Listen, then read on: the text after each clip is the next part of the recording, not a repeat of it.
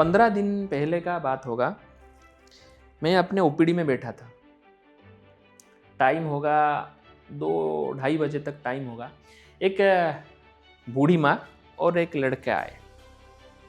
बहुत सारे रिपोर्ट्स थे और कंप्लेन था कि सर घूम रहा है और चलने में दिक्कत है। 2 बार जो बुढ़िया है वो गिर चुका है।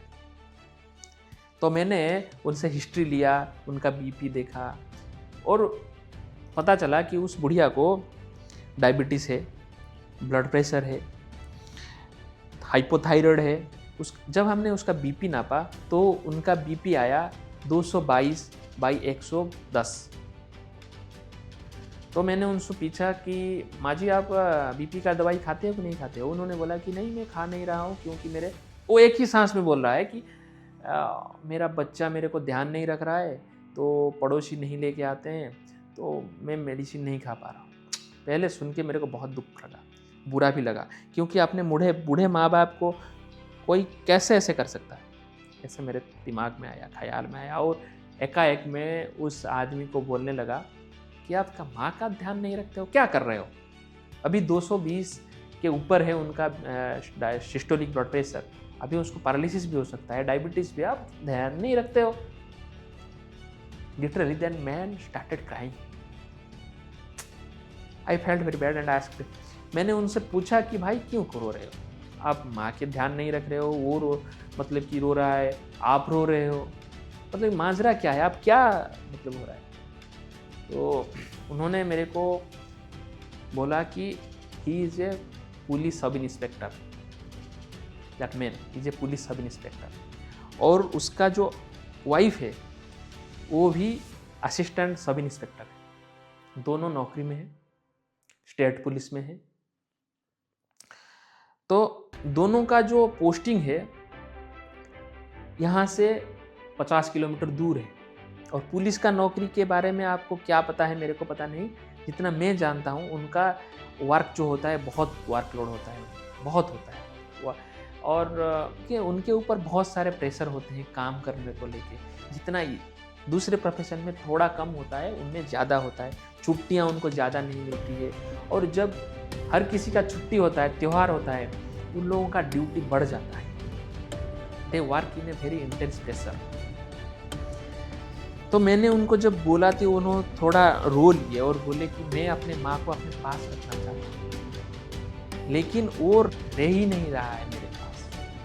हम चाहते हैं कि हमारे पास रहे।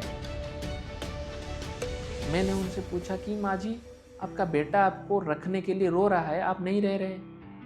तो बुढ़िया क्या बताया अपने आंसू पोंछ लिए और बोला कि नहीं, मैं उनके साथ नहीं रह सकता, उनको मेरे साथ आके रहना है। मैंने बोला आप कहाँ रहते हो? मेरे ओपीडी से 20 किलोमीटर दूर उनका गांव है।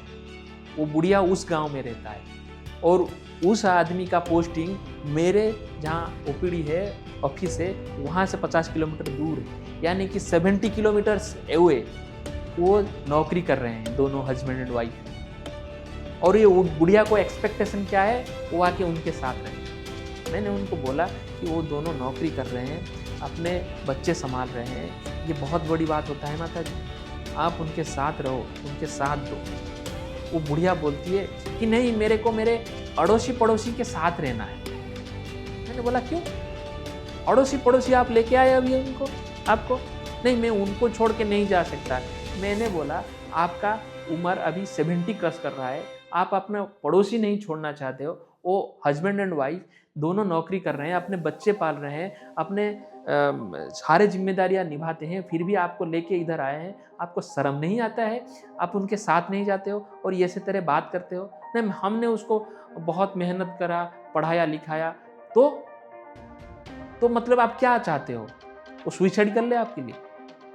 अपने नौकरी छोड़ के आके गांव में रह ले, अपने बीवी बच्चों को रास्ते पे छोड़ दे? मतलब व्हाट इज द लॉजिक में? मैंने उस बुढ़िया को बोला कि माता जी ये मेरा काम नहीं है बोलना, एज ए डॉक्टर मेरा काम है सिर्फ ट्रीटमेंट देकर आपको भेजना है, बट उस आदमी का हालत देख के मेरे को आपके ऊपर गुस्सा आ रहा है, और आप वो जो कर रहे हैं ना, वो नरक में भी आपको जगह नहीं मिलेगा।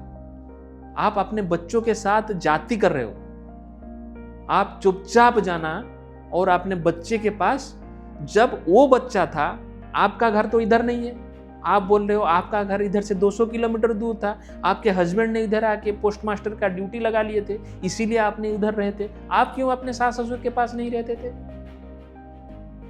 तब वो आपका सही था। अभी वो 70 किलोमीटर दूर आपने पोस्टिंग लिया है, वो गलत है। कैसे?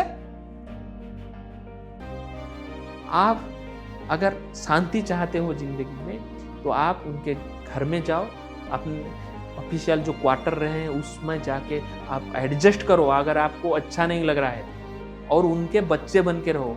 क्योंकि जब वो बच्चा था, वो बच्चा आपका, वो आपके साथ एडजस्ट कर रहा था, अभी आपका टर्न है, आपको उनके साथ निभाना है। इसी को स्ट्रगल कहते हैं। और आप ये इमोशनल डिस्टर्बेंस मत क्रिएट करवाओ कि वो अपनी नौकरी छोड़ के, अपने बीवी बच्चों को छोड़ के इधर आए।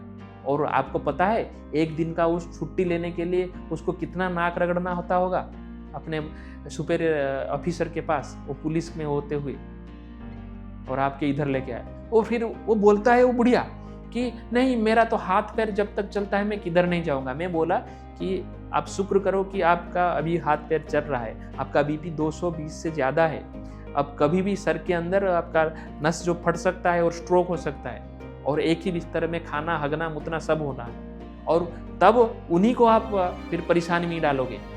अभी अच्छे हो नहीं जा रहे हो, जब प्रॉब्लम में आओगे कोई अड़ोसी पड़ोसी आपके हाथ नहीं लगाएगा, वही अपना बेटा आके आपको लेके जाएगा। तो अच्छा है इससे कि आप अभी से चले जाओ और नरक से खुद को दूर रखो। ये माला जपने से भगवान नहीं मिलता है। Be a good and emotional intelligent man and women. आप बच्चों के ऊपर ऐसे मतलब कि पत्थर जैसे क्यों रख लेते हो?